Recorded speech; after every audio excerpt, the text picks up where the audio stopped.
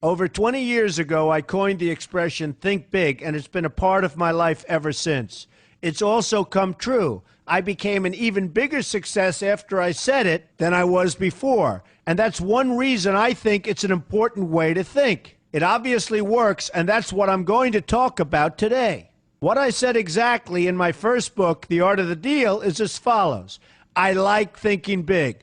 I always have. To me, it's very simple. If you're going to be thinking anyway, you might as well think big. That book was a bestseller, and it's considered a business classic at this point. But I never thought those words would become bestsellers in their own right.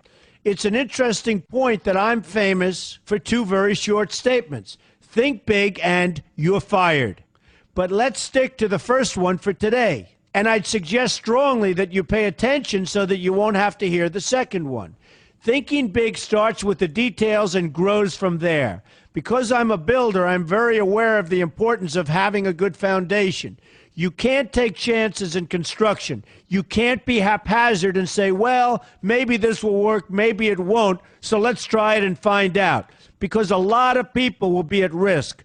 I have to know if something will work or not. Every inch has to be accounted for. In other words, thinking big starts with being thorough. So number one, be thorough. Don't count on happenstance to get you anywhere because it won't. Number two, get a momentum going and keep your momentum going. You have to have big ideas, but you've got to have the energy to get them done, which can sometimes take a long time. If you don't have momentum, you will not have what it takes to get the job done. Patience alone isn't enough.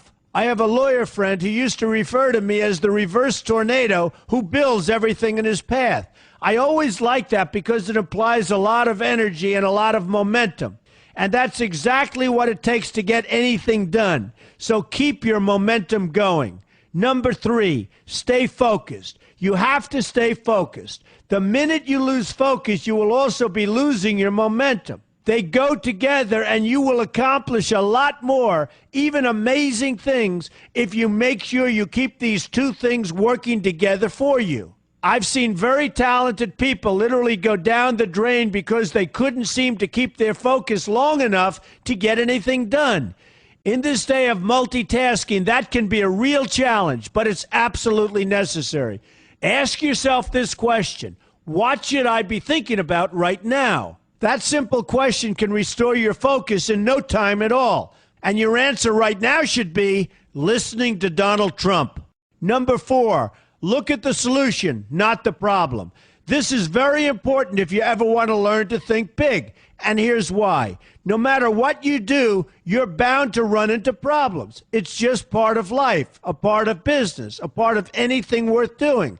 If you let the problems get in your way, they'll become bigger than your idea was to begin with, and you will be a wipeout. No matter how bad things look, keep your focus on the solution, and you will be surprised how things can work out, and work out properly. One way I do this is to ask myself when confronting a possible problem, is this a blip or is this a catastrophe? A catastrophe is something like an earthquake, a tsunami, a war, and so forth, and a blip is everything else. Right away, you'll have the right perspective, and your equilibrium will be restored. So keep your focus on the solution. Number five, see opportunity for what it is, an opportunity. For example, why are you listening to me today? Curiosity? You like me? You don't like me? You want to learn? You have nothing else to do? You want to hear me tell you you're fired? I hope not, but whatever your reasons might be, they've brought you to a good place to get involved and to learn,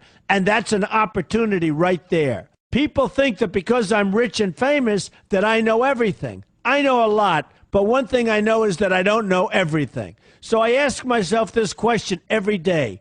What can I learn today that I didn't know before? And you know what? I learn something new every single day. That's a big reason for my success, and the same thing can apply to you. Take the time to see today as an opportunity, and you'll be surprised by what can come your way. Be open to new ideas, and you will be creating your own opportunities before too long. Number six, know everything you can about what you're doing.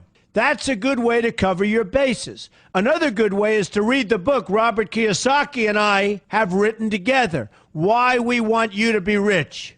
It's about covering your bases and knowing what's going on.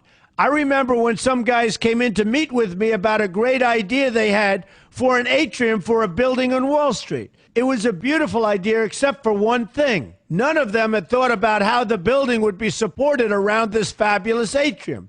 They didn't take into account the steel columns that were necessary to support a 72-story building, a very big and embarrassing oversight that could have been avoided if they'd taken the time to think about what they were doing.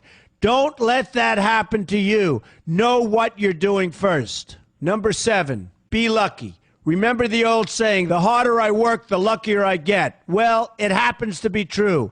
It works for me, and I've encountered some pretty big successes. But this goes along with something that's absolutely necessary for great success.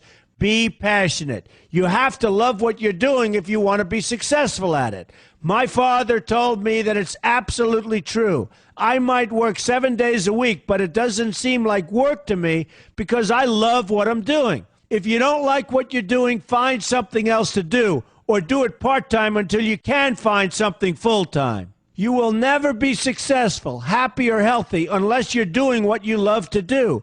That's just the way it is. So give it some thought. In fact, give it a lot of thought. For example, if you're feeling frustrated, there are 2 ways to look at the situation. Frustration can mean that maybe you're expecting too much, or it can be an indication that you know you should be or could be doing more.